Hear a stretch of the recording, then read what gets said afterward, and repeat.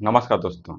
स्वागत है आपका। आज हम लोग जहांगीर के बारे में पूरी विस्तार पूर्वक एक एक घटनाओं को एक कहानी के माध्यम से जानेंगे और समझेंगे। इसे हम सामान्य भाषा में अगर देखें तो जब अकबर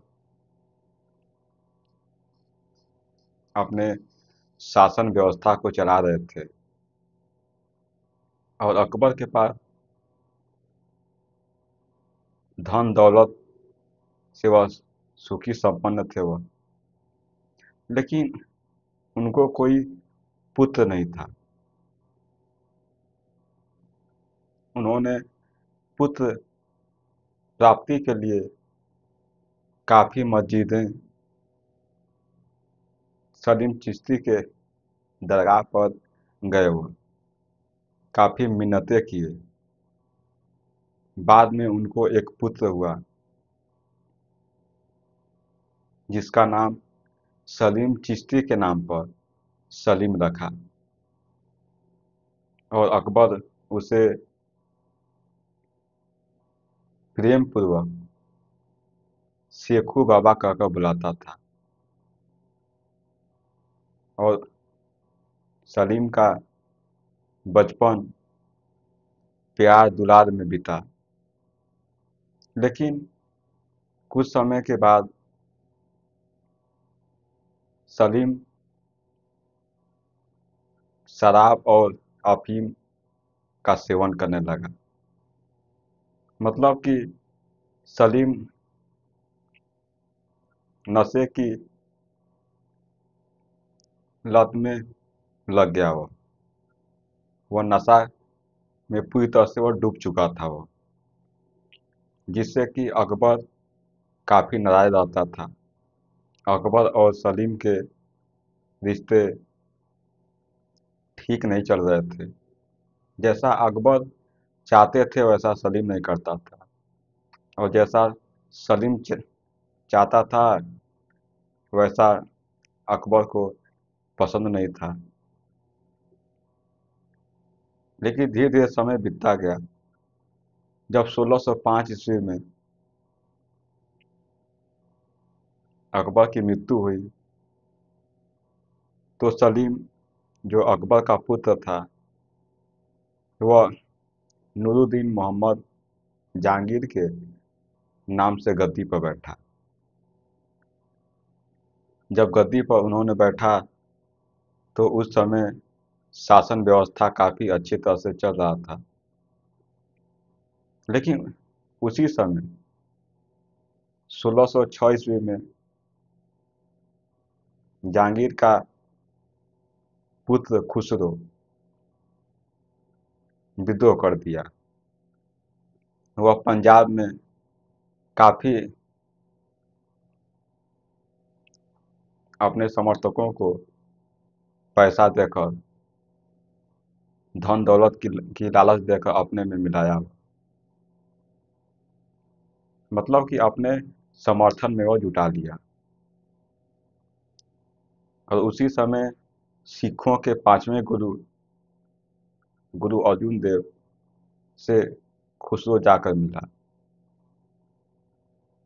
और अर्जुन देव खुसरो को विजयी होने का आशीर्वाद दिए।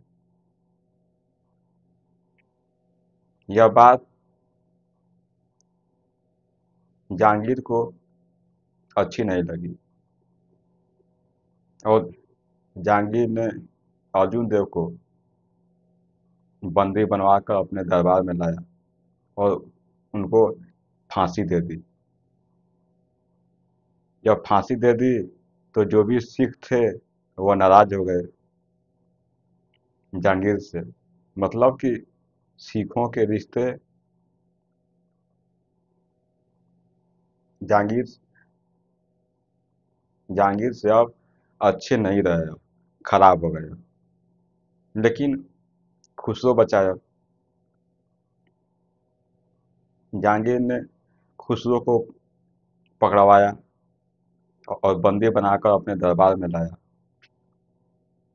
खुसरो की दोनों आंखों को फोड़ दिया गया, जिससे कि परिवार वाले भी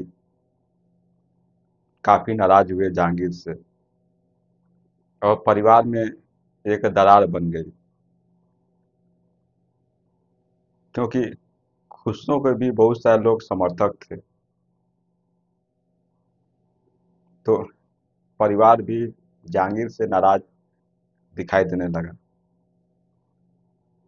लेकिन फिर समय जैसे ही बीता, तो उस समय दक्कन की समस्या सामने आई। दक्कन की समस्या को सुलझाने के लिए जहांगीर कई बार प्रयास किया, लेकिन सुलझा नहीं पाया। फिर उसके बाद कांगड़ा का किला आया, और जहांगीर ने कांगड़ा के किले को जीता और अपने मुगल साम्राज्य में मिला लिया, जिससे कि उत्तर भारत में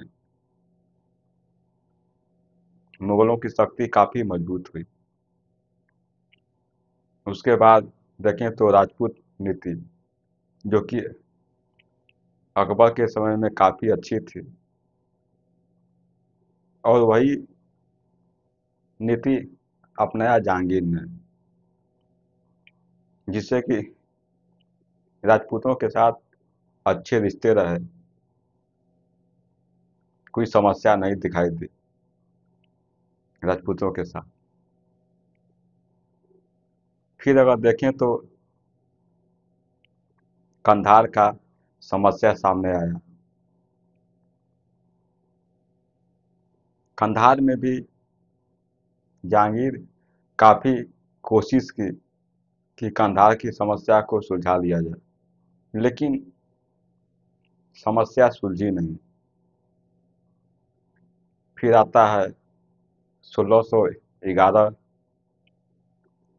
ईस्वी का समय। उस समय जहांगीर ने अपना विवाह मेहरू निशा के साथ किया, जिसे बाद में नूरजहां के नाम से जाना गया। और नूरजहां का मुगल शासन में काफी प्रभाव रहा।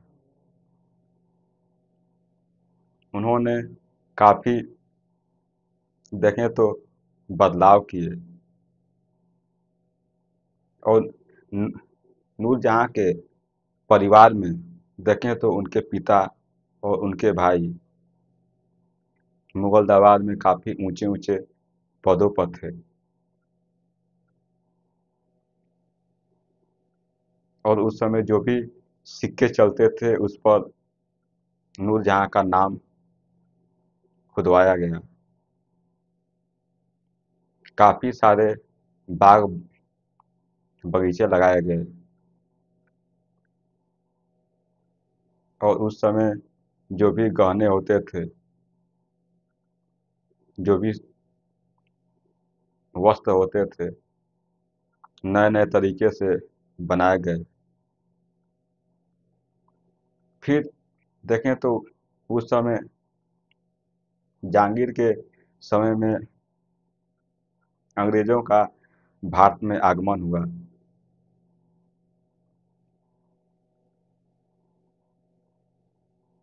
जिससे कि जहांगीर ने उन्हें काफी छूटें दी। तो यह भी सामने दिखाई दिया। और देखें तो उस समय काफी चित्रकला, स्थापत्य कला काफी अच्छी रही, क्योंकि जहांगीर खुद एक चित्रकार था।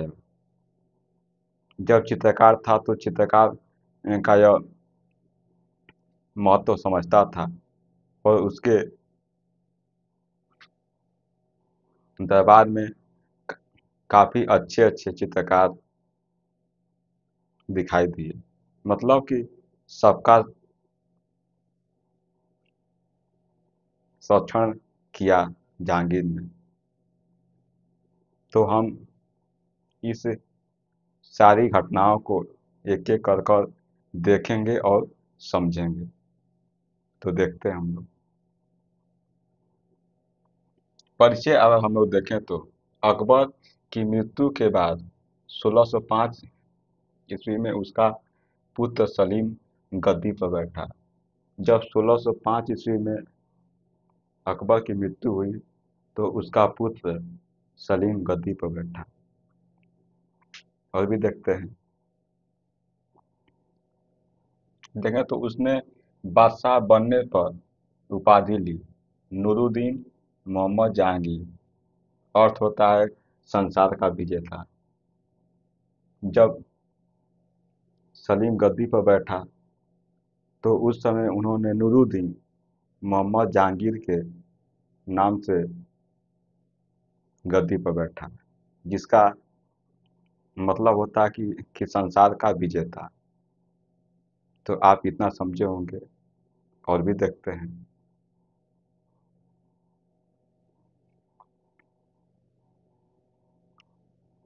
फिर अगर देखें तो यह काल मुगल इतिहास का एक महत्वपूर्ण दौर था।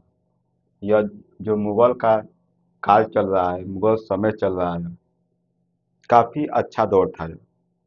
जिसमें देखें तो उस समय अंग्रेजों का भारत में आगमन हुआ। नूरजहां का काफी प्रभाव रहा शासन व्यवस्थाओं में। और चित्रकला, स्थापत्य कला का काफी विकास हुआ, जिसे स्वर्ण युग भी कहा जाता है। और भी देखते हैं। गद्दी पर बैठने और प्रारंभिक चुनौतियां। जब जहांगीर गद्दी पर बैठा तो उस समय क्या क्या चुनौतियां थी, उसको भी हम लोग देख लेते हैं। देखें तो अकबर ने अंत तक अपने बेटे सलीम जहांगीर से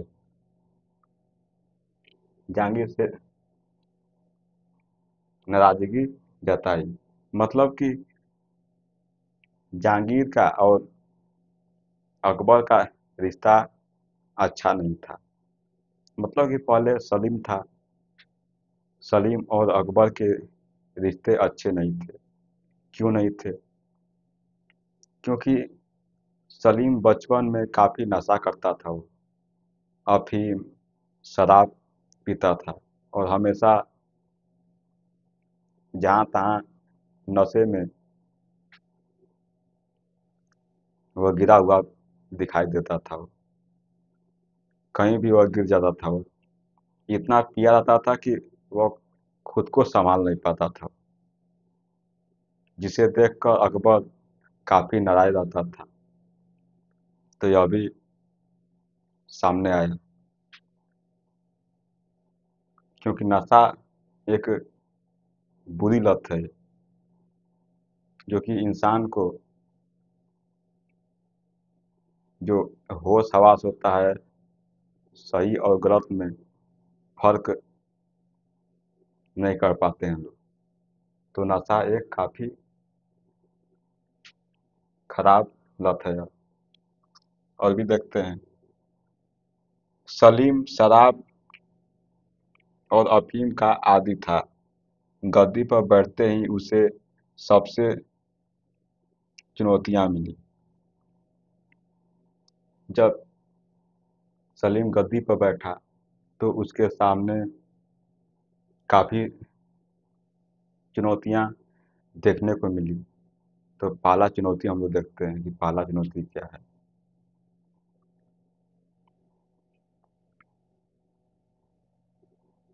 देखें तो उसका बेटा खुसरो विद्रोह कर बैठा 1606 में। खुसरो ने पंजाब में समर्थन जुटाया। गुरु अर्जुन देव, सिखों के पांचवें गुरु, ने उसे आशीर्वाद दिया। जहांगीर ने इस विद्रोह को दबाया और गुरु अर्जुन देव को फांसी दे दी। परिणाम सिखों और मुगलों के बीच अस्थायी शत्रुता की शुरुआत हुई। उस समय 1606 ईस्वी में जहांगीर का पुत्र खुसरो ने विद्रोह कर दिया। खुसरो ने पंजाब में कुछ लोगों को धन दौलत का लालच देकर अपने समर्थन में जुटाया और उसी समय खुसरो जो सिखों के 5वें गुरु अर्जुन देव से जाकर मिला और गुरु अर्जुन देव ने उसे विजयी होने का आशीर्वाद दिया। यह बात जहांगीर को अच्छा नहीं लगा। जब जहांगीर को अच्छा नहीं लगा तो उसने सैनिकों को आदेश दिया कि जाकर अर्जुन देव को आप बंदी बनाकर दरबार में लाए और उन्होंने सैनिक वहाँ पर गए और गुरु अर्जुन देव को बंदी बनाकर दरबार में लाया गया और फिर उनको फांसी दे दी गई, जिससे कि जो सिखों के रिश्ते थे मुगलों के साथ वह क्या हो गया, खराब हो गया, शत्रुतापूर्ण हो गया। क्योंकि जब आप सिखों के गुरु को ही आप मार देते हैं, उनको फांसी दे देते हैं, तो शत्रुता तो वैसे ही बढ़ जाएगी। तो यहाँ पर सिखों से रिश्ते खराब हो गए। अब बात आती है कि खुसरो के साथ क्या हुआ। तो खुसरो को भी बंदी बनाया गया और बंदी बनाकर उसकी दोनों आंखों को फोड़ दिया गया, जिससे कि परिवार में ही दरार बन गई। मतलब परिवार में ही रिश्ते खराब हो गए। जो लोग खुसरो के समर्थन में थे वह जहांगीर से क्या हो गए, नाराज हो गए। जब नाराज हो गए तो रिश्ते परिवार से भी खराब हो गए उनके। और भी देखते हैं फिर क्या हुआ।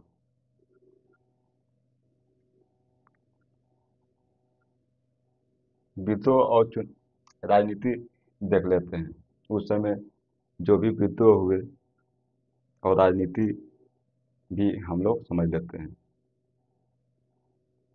देखें खुसरो का विद्रोह 1606 में, जब खुसरो ने विद्रोह किया 1606 में, तो क्या हुआ उस समय देखते हैं। जहांगीर ने खुसरो को कैद कर लिया, उसकी आंखें फुड़वा दी। यह घटना मुगल परिवार में गहरी दरार का कारण बनी। जब खुसरो ने 1606 में विद्रोह किया तो उसे कैद कर लिया गया और कैद कर कर उसकी दोनों आंखों को फोड़ दिया गया, जिससे कि परिवार के लोग भी नाराज हो गए। मतलब कि परिवार में ही दरार पड़ गई, क्योंकि खुसरो के भी समर्थन परिवार में मौजूद थे। जब किसी की आप आंखों को फोड़वा देते हैं आप, तो वैसे ही रिश्ते खराब हो जाएंगे। तो यहाँ पर जहांगीर का अपने परिवार में ही रिश्ते खराब हुए। और भी देखते हैं।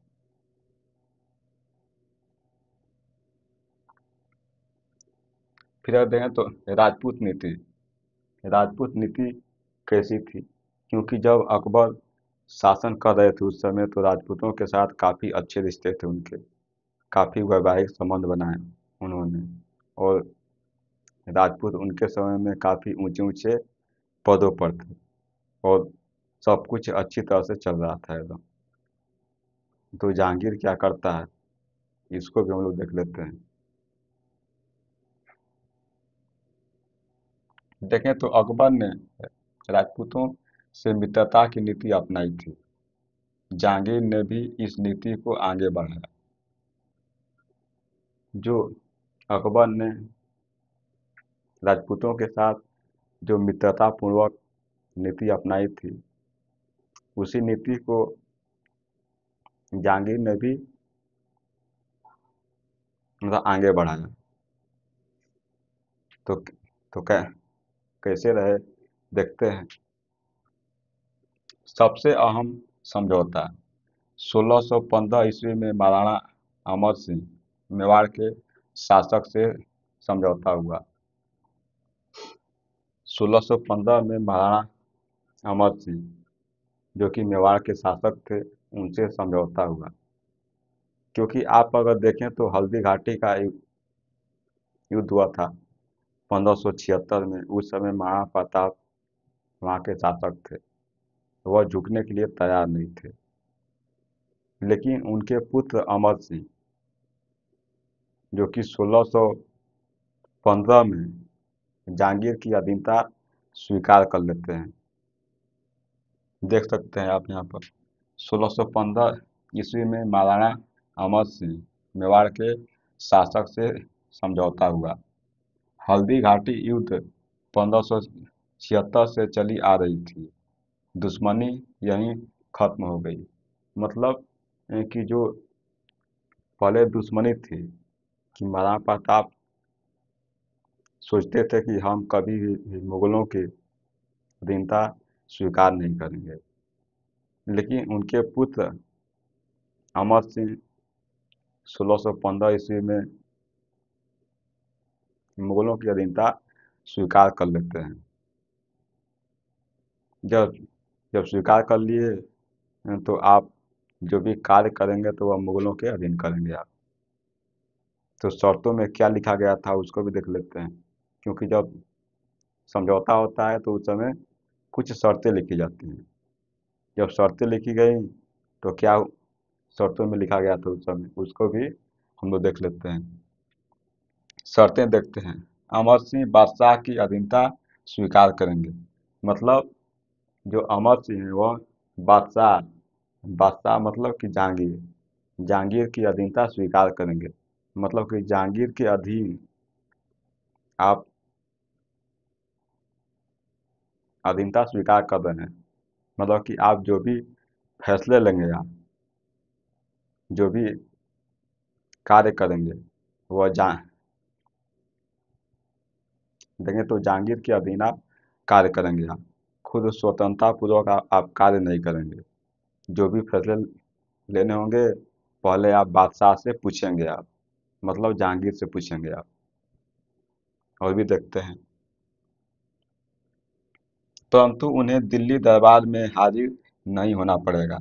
मतलब कि ये सब जो स्वीकार करना है अब, तो केवल आप वहीं से अपने मेवाड़ से ही आप स्वीकार कर सकते हैं। आपको दिल्ली दरबार में हाजिर होकर नहीं करना पड़ेगा कि हम आपकी अधीनता स्वीकार करते हैं। तो इसमें लिखा गया था कि आप दिल्ली दरबार में आपको आना नहीं पड़ेगा। क्योंकि जब आप दिल्ली दरबार में जाकर अधीनता स्वीकार करते हैं तो काफ़ी लज्जा का भाव मन में आता है कि हम किसी के दरबार में जाकर अपनी अधीनता स्वीकार कर रहे हैं। तो यह काफ़ी संकोच देखने को मिलता है। लेकिन पत्र में साफ साफ लिखा गया था कि आप अपने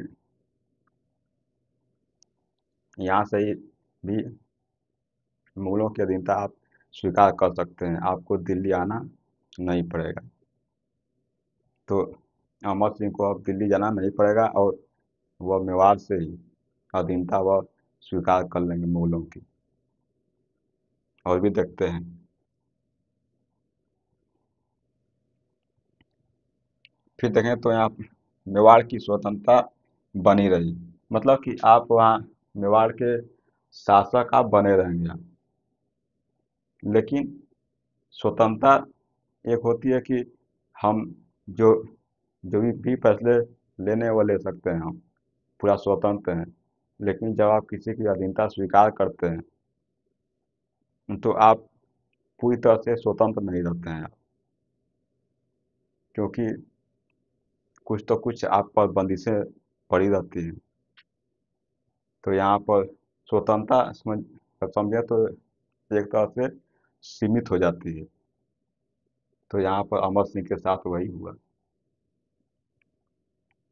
फिर देखते हैं दक्कन की समस्या। उस समय दक्कन में भी समस्या काफ़ी देखने को मिली। क्या दक्कन की समस्या थी उसको भी देख लेते हैं।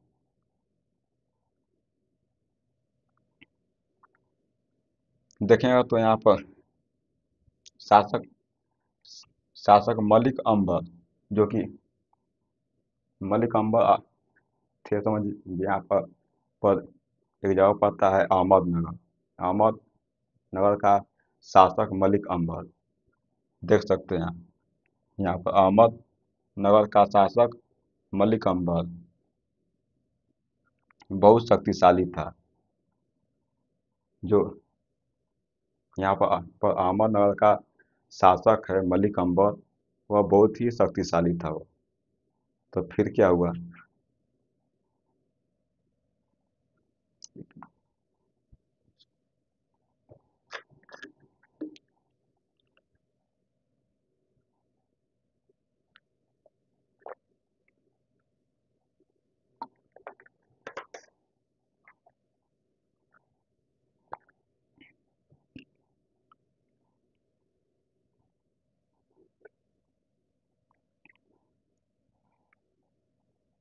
फिर देखें आप तो जहांगीर ने उस पर कई बार आक्रमण किया, लेकिन पूर्ण सफलता नहीं मिली।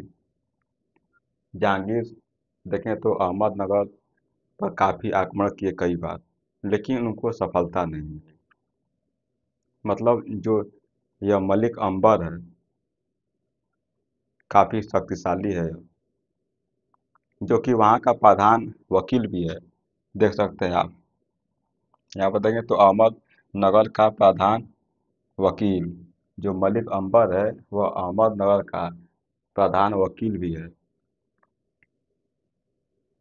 फिर देखते हैं और भी।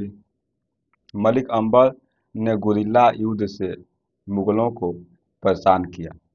जो मलिक अंबर है वह गुरिल्ला युद्ध करता था। मतलब कि गुरिल्ला युद्ध को अगर सामान्य भाषा में समझे तो कि वार करना और छिप जाना, फिर निकल कर वार करना, फिर छुप जाना, मतलब कि छिप कर वार करना, गुरिल्ला युद्ध कहलाता है।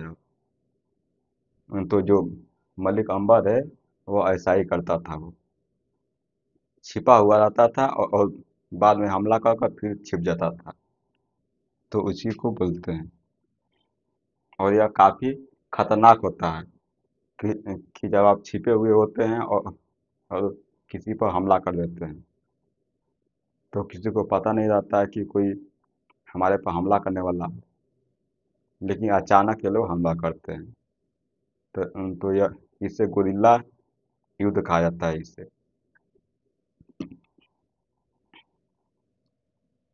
फिर देखते हैं कांगड़ा का किला। कांगड़ा का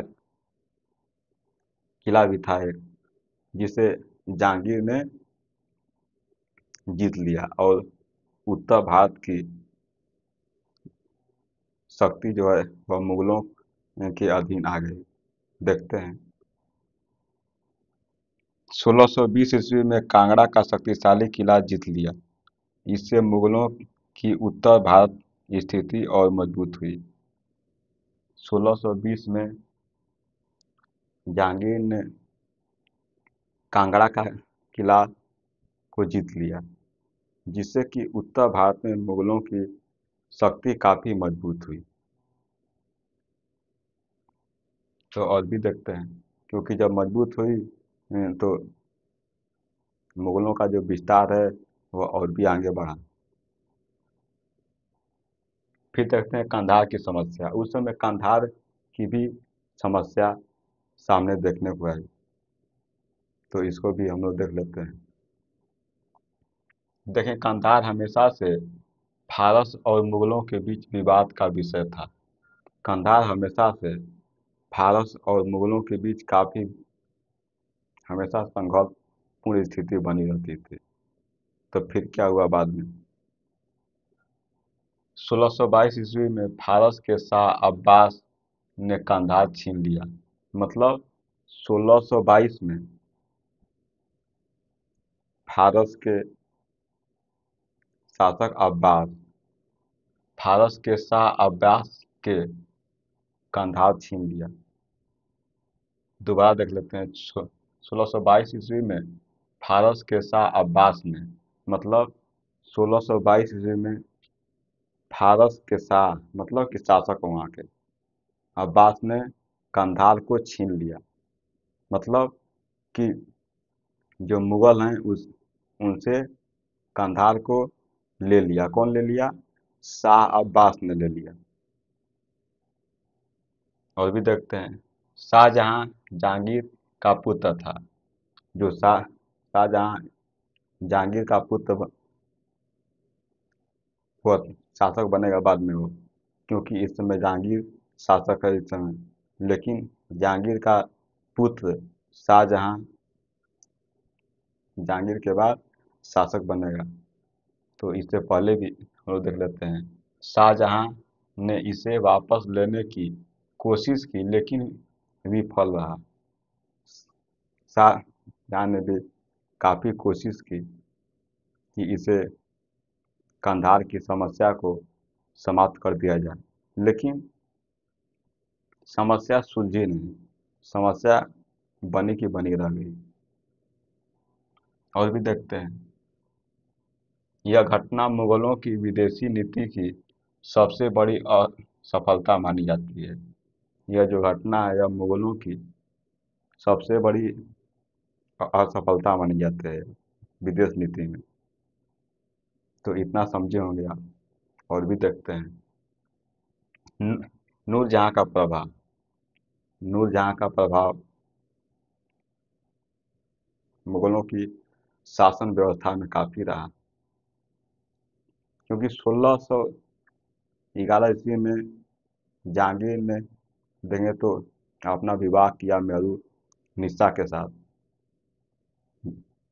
जिसे बाद में नूरजहां के नाम से विख्यात हुई वो, मतलब उसे प्रसिद्धि मिली नूरजहां के नाम से।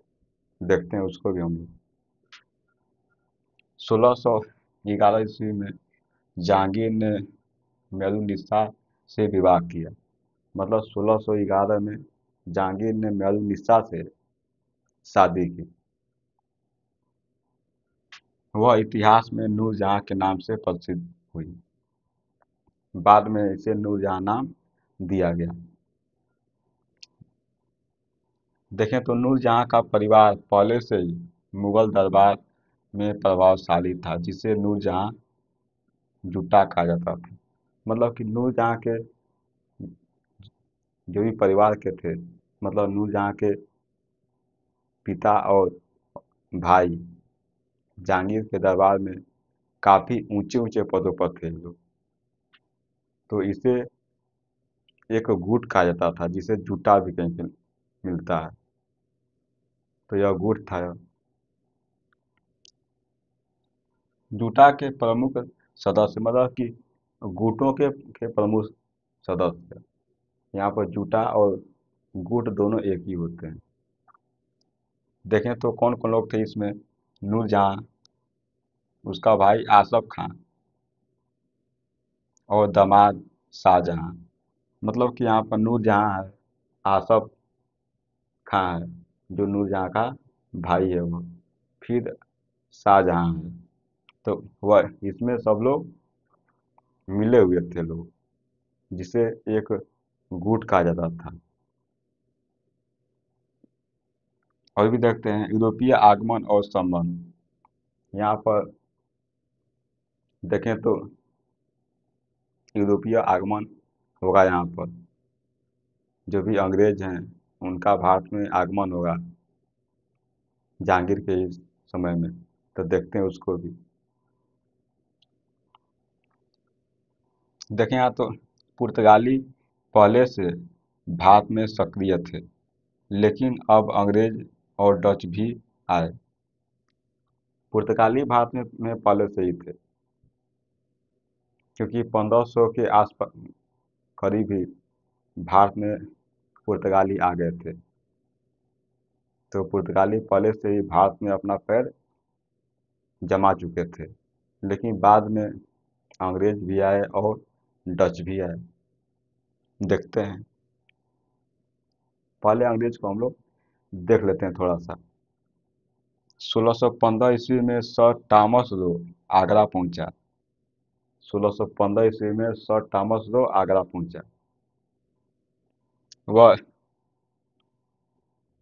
वह देखें, समझ यहाँ पर तो जो सर थॉमस रो है वह इंग्लैंड के राजा जेम्स प्रथम का दूत था। वह जो सर थॉमस रो है वह तो इंग्लैंड के राजा जेम्स प्रथम का दूत है। मतलब कि वह जेम्स प्रथम का वह संदेश लेकर भारत में आया है। वो मतलब कि संदेश वाहक को दूत कहा जाता है। और भी देखते हैं, जहांगीर से उसे व्यापारिक छूट मिली। इस छूट ने भारत में अंग्रेजों की नींव रखी। जब वह बात किया सर थॉमस रो ने जहांगीर से, तो जहांगीर को अच्छा लगा और उन्होंने व्यापार करने के लिए अनुमति दे दी और उसे काफ़ी छूटें भी प्रदान की गई। जब छूट मिली तो अंग्रेजों की यहाँ पर नींव पड़ गई। देखते हैं और भी, फिर देख लेते हैं पुर्तगाली का भी क्या हुआ। क्योंकि जब छूट देंगे आप अंग्रेजों को तो पुर्तगाली का जो वर्चस्व है उसमें कमी आएगी। तो देखते हैं इसको भी हम लोग। पुर्तगालियों की शक्ति कम होने लगी। जहांगीर ने उनके प्रभाव को कम किया। यहाँ पर पुर्तगालियों की जो शक्ति है वह धीरे धीरे क्या होने लगी, कमजोर होने लगी। क्योंकि जहांगीर ने इनके प्रभाव को कम कर दिया और जो भी अंग्रेज हैं उनको ज़्यादा छूट दिया। हो जब किसी को छूट देंगे तो वह व्यापार में काफ़ी सक्रिय हो जाएंगे, वो उनको मदद मिलेगी। लेकिन यहाँ पर पुर्तगालियों के साथ उतना छूट नहीं दिया जा रहा है जितना कि अंग्रेज को दिया गया है। तो यहाँ पर पुर्तगाली धीरे क्या होने लगे, अब पीछे हटने लगे। अब देखते हैं और भी, कला स्थापत्य और साहित्य। जहांगीर के समय में कला स्थापत्य और साहित्य पर कितना विकास हुआ उसको भी हम लोग देख लेते हैं। चित्रकला देख लेते हैं हम लोग। जहांगीर खुद चित्रकला का पारखी था।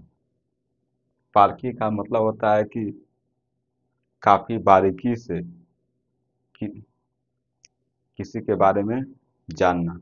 मतलब कि जहांगीर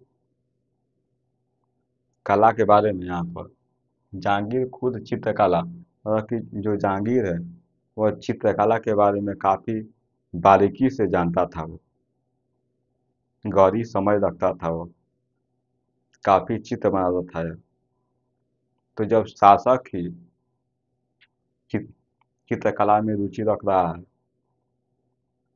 तो अपने दरबार में भी चित्रकारों को काफी सम्मान देगा। वो उनको काफी बड़े बड़े पदों पर नियुक्त करेगा। वो तो यह चित्रकारों का भी क्या किया, यह सम्मान किया है, अपने दरबार में जगह दी। देखते हैं उसको भी। उसने चित्रकारों को प्रकृति, पशु पक्षी, फूल पत्तियों का चित्रण करने के लिए प्रेरित किया। जो जहांगीर है वह अपने दरबार में प्रकृति से जुड़े, मतलब कि जो भी नेचुरल चीज़ें हैं, पेड़ पौधे, पशु पक्षी, फूल पत्ती का चित्र बनाने के लिए यह प्रेरित किया है। और भी देखते हैं, प्रसिद्ध चित्रकार उस्ताद मंसूर। जो प्रसिद्ध चित्रकार हैं उस्ताद मंसूर, यह जहांगीर के दरबार में थे। जिन्होंने देखें तो बाघ, हाथी, गैंडा पक्षियों की अद्भुत पेंटिंग की। मतलब कि बाघ, हाथी, गैंडा और पक्षियों की काफ़ी अच्छी चित्र भी बनाए और पेंटिंग भी की उसका। तो यह भी देखने को मिलता है। इसलिए उसका काल मुगल चित्रकला का स्वर्ण युग कहा जाता है, क्योंकि जहांगीर के समय में चित्रकला एक ऊंचे शिखर तक पहुंच गई। मतलब कि चित्रकला का इतना विकास हुआ उस समय, जो कि पहले कभी नहीं हुआ था। तो इसे चित्रकला का स्वर्ण युग कहा जाता है, जहांगीर के काल को। और भी देखते हैं स्थापत्य, देख लेते हैं स्थापत्य के बारे में भी कुछ हम लोग समझ लेते हैं कि स्थापत्य का विकास कितना हुआ उस समय। अकबर और शाहजहां जितने बड़े निर्माण नहीं हुए, जो अकबर और शाहजहां जितने बड़े निर्माण नहीं हुए उस समय, लेकिन फिर भी काफ़ी सारे बदलाव किए गए, निर्माण किए गए, बनवाए गए। देखते हैं प्रमुख निर्माण देखें तो इत्मादुद्दौला का मकबरा, इत्मादुद्दौला का मकबरा बनाया गया, जो कि पूरी तरह से संगमरमर का बनाया गया। यह पहली ऐसी मकबरा बनाया गया जो कि संगमरमर का था। देखते हैं और भी पूरा संगमरमर से बना पहला मकबरा ताजमहल की पूर्व पीठिका माना जाता है। यह जो इत्मादुद्दौला का मकबरा है आगरा में, यह ताजमहल का पूर्व पीठिका माना जाता है। मतलब कि ता, ताजमहल से अब पहले बना है, तो इसे पूर्व पीठिका माना जाता है। कि पूर्व का मतलब होता है कि पहले। और भी देखते हैं साहित्य, देख लेते हैं उस समय साहित्य का कितना विकास हुआ था उस समय, उस पर भी हम लोग बात कर लेते हैं। जहांगीर ने अपनी आत्मकथा लिखी, तुजुक ये जहांगीरी। जहांगीर खुद किताब लिखता था। यह जहांगीर अपनी आत्मकथा खुद लिखी, तुजुक ए जहांगीरी लिखी। इसमें उसके जीवन, प्रशासन और कला रुचि का वर्णन मिलता है। जब आप तुजुक ए जहांगीरी पढ़ेंगे तो इसमें प्रारंभिक जीवन, प्रशासनिक और उसके रुचियों पर काफ़ी विस्तार पूर्वक वर्णन किया गया है।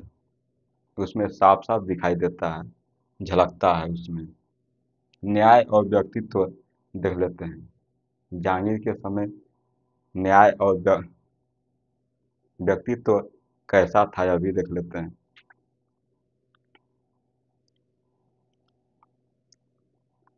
जहांगीर को जंजीर ए अदालत के लिए प्रसिद्धि मिली। जो जहांगीर है वह न्याय के लिए एक जंजीर बनवाया था। देखें तो जंजीर सोने की थी, उसकी लंबाई 30 गज, मतलब 27 से 28 मीटर लंबी एक जंजीर थी, जिसको एक शेर के मुख से बना था वो जंजीर। और दूसरी तरफ जंजीर में एक घंटी लगा था, जिससे कि कोई भी जिसको अगर न्याय प्राप्त करना है तो वह जंजीर को खींचता था। वो जब जंजीर खींचा जाता था तो उसमें एक बहुत ही बड़ा घंटी लगा हुआ था। मतलब कि आप घंटा कर सकते हैं। तो घंटा बजता था, जैसे ही बजता था तो जहांगीर को पता चल जाता था कि कोई किसी को न्याय चाहिए। तो यह काफ़ी क्या था, यह प्रचलित था यह। और भी देखते हैं, उसने अपने महल के सामने सोने की जंजीर लगाई थी। मतलब कि वह जो जंजीर था वह सोने का था। वो कोई भी प्रजा न्याय के लिए खींच सकती थी। कोई भी प्रजा हो, जिसे न्याय चाहिए, वह जाकर जंजीर को खींचता था और उसे न्याय मिलता था। क्योंकि जब आप खींचेंगे तो जो घंटा बजेगा, और जब बजेगा तो आवाज़ें जाएंगी सीधा सुल्तान के पास जाएगी। तो जहांगीर को लगा कि कोई व्यक्ति है जिसे न्याय चाहिए, और उसे न्याय मिलता था। और भी देखते हैं, यह जनता में न्यायप्रिय छवि बनाने का प्रतीक था, जिससे कि लोगों के मन में यह बैठ गया कि जि, जिसके भी पास कोई समस्या है, जिसे न्याय चाहिए, वह जाए और जंजीर खींचे और उसे समस्या का हल मिल जाएगा। और भी देखते हैं, उसे प्रकृति से गहरा प्रेम था। जानवरों, पक्षियों और फूलों को वह बहुत पसंद करता था। जहांगीर को देखें तो जानवर, पशु पक्षी और फूलों से काफ़ी प्रेम था। ये सब तुजुक ए जहांगीरी अगर आप देखेंगे तो उसमें सारे देखने को मिलते हैं, क्योंकि इन सब का विस्तार पूर्वक वर्णन वहाँ पर मिलता है। और भी देखते हैं, अंतिम दिन और उत्तराधिकार। जहांगीर का अंतिम समय में क्या हुआ? जहांगीर का अंतिम समय में तबीयत खराब चलने लगा, मतलब कि जहांगीर धीरे बीमार पड़ने लगा। वो तबीयत अच्छी नहीं रही जहांगीर की। तो देखते हैं, शासन के अंतिम वर्षों में नूरजहाँ का प्रभाव बढ़ गया। शासन के अंत में नूरजहाँ का प्रभाव काफ़ी बढ़ गया। अब शासन व्यवस्था पर नूरजहाँ अपना क्या करने लगी, अब असर दिखाने लगी अब पूरी तरह से। और भी देखते हैं, शाहजहाँ और नूरजहाँ के रिश्ते बिगड़ गए। जो शाहजहाँ देख रहे हैं, जहांगीर का पुत्र है शाहजहाँ, उसके और नूरजहाँ के रिश्ते काफ़ी बिगड़ गए। मतलब कि अच्छे रिश्ते नहीं रहे बाद में। और भी देखते हैं, 1627 ईस्वी में उसकी मृत्यु कश्मीर से लाहौर लौटते समय भैराम गला राजौरी के पास में हुई। 1627 में जहांगीर की मृत्यु कश्मीर से लाहौर लौटते समय भैरा भैरा भैराम गला, जो राजौरी के पास पड़ता है, लाहौर में जहांगीर को दफनाया गया। तो आप जहांगीर की पूरी विस्तार पूर्वक एक एक घटनाओं को समझे होंगे। मिलेंगे अगले लेक्चर में, तब तक के लिए आपका बहुत बहुत धन्यवाद।